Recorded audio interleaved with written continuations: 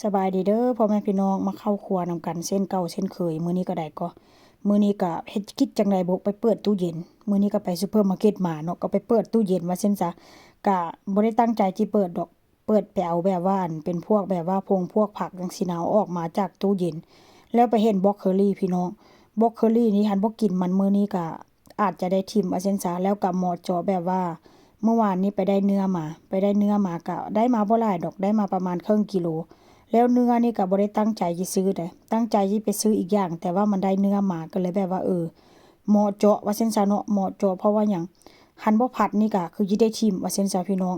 มื้อนี้ข้อยก็เลยแบบว่ามาล้างบรอกโคลีแล้วก็มาหั่นเนื้อหั่นกระเทียมหลังจากนั้นก็ข้างหม้อใส่น้ำมันใส่กระเทียมผัดจนกระเทียมเหลืองแล้วก็สิเอาเนื้อลงไปผัดพี่น้องสูตรเก่าสูตรเดิมนี่ล่ะมื้อนี้ก็ได้ก็เฮือนข้อยนี่ส่วนหลายนี่เน้นกินซีอิ๊วได้ ถามว่ามีซอสหอยมีพี่น้องแต่ว่าก็บ่ยอมใส่เป็นพวกหมักพวกหมึกก็บ่ได้ใส่เดะเพราะว่าหยังเวลาใส่ไปแล้วก็บ่มักกลิ่นของอันซอสหอยหันน่ะพี่น้องบ่ฮู้เป็นจังใดบุก็เลยแบบว่าบ่ได้ใส่มันปานใดว่าซั่นซะเนาะหลังจากผัดเนื้อกับกระเทียมให้เข้ากันแล้วค่อยก็จะมาปรุงรสเด้อพี่น้องมื้อนี้ก็ใส่ข่าหนอใส่ผงนัวใส่น้ำตาลแล้วก็จะเจาะซีอิ๊วลงไปงานหลังนี้เน้นซีอิ๊วเป็นหลักเด้อพี่น้องแล้วก็จะใส่พริกไทย กะรสเก่ารสชาติรสเดิมหั่นล่ะพี่น้องกินแบบเก่าว่าซั่นซะเนาะแล้วก็กระเทียมนี่ก็ค่อนข้างจะใส่หลายเดะกระเทียมนี่ก็ค่อนข้างจะมักพี่น้อง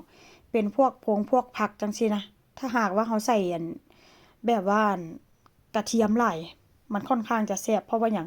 เวลาเราไปกินข้าวเนาะไปกินกับข้าวเจ้าจังซี่นะมันได้ยำกระเทียมมันคือว่าแซ่บๆเด้พี่น้อง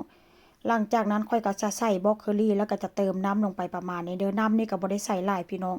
แต่ถ้าเป็นพวกผัดแบบอย่างซี้น่ะเนาะถ้ามีหากว่าอั่นมีต้นหอมปลอมมีต้นหอมปลอมกับต้นหอมบัวนี่ก็ค่อนข้างจะเข้ากันแต่ว่าหอมปลอมค่อยมีพี่น้องแต่ว่าหอมบัวนี่โอ้หาซื้อยากทางนี้นะบ่ค่อยเห็นว่าซั่นซะหรือว่าเป็นนำมันแพงที่บอกเขาเจ้าบ่เอามาขายน่ะพี่น้องต้นหอมบัวน่ะว่าซั่นซะเนาะข้อยก็เลยแบบว่าบ่ได้ใส่ก็บางเทื่อก็ไปซอกซื้ออยู่ได้แต่ว่ามันบ่ค่อยเห็นปานใดตามซูเปอร์มาร์เกตก็บ่ค่อยมีต้นหอมบัวคือบ้านเฮาหั้นก็เนาะ ที่แบบว่ามันมีหัวสีขาวๆอะนะแต่ว่ามันบ่ค่อยมีว่าซั่นจ้ะเนาะมันมีอยู่แต่ว่ามันมีแบบว่าต้นหอมญี่ปุ่นหั่นน่ะใหญ่ๆหั่นน่ะมันก็ใส่ร่วมกันบ่ได้พี่น้องข้อยคิดว่ามันคงสิบ่แซ่บข้อยก็เลยแบบว่าบ่ซื้อมาว่าซั่นจ้ะหลังจากผัดแล้วก็จะเป็นประมาณนี้เด้อพี่น้องค่อยก็จะผัดค่อนข้างดนเดะจนแบบว่าน้ำมันแห้งลงพู้นล่ะแล้วก็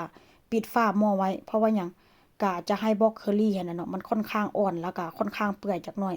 เพราะว่าผัวกับลูกชายมักกินแบบนี้หลังจากนั้นก็จะโรยหน้าด้วยผักชีเด้อพี่น้องก็เป็นเมนูที่แบบว่าง่ายๆเฮ็ดง่ายๆแล้วก็แซ่บว่าซั่นซะถ้าหากว่าเฮ็ดให้ลูกให้ผัวกินนี่เมนูนี้ก็มักขนาดใดเฮ็ดให้กินยามใดแซ่บยามนั้นแต่ว่าส่วนหลายก็บ่ได้ใส่เนื้อว่าซั่นซะ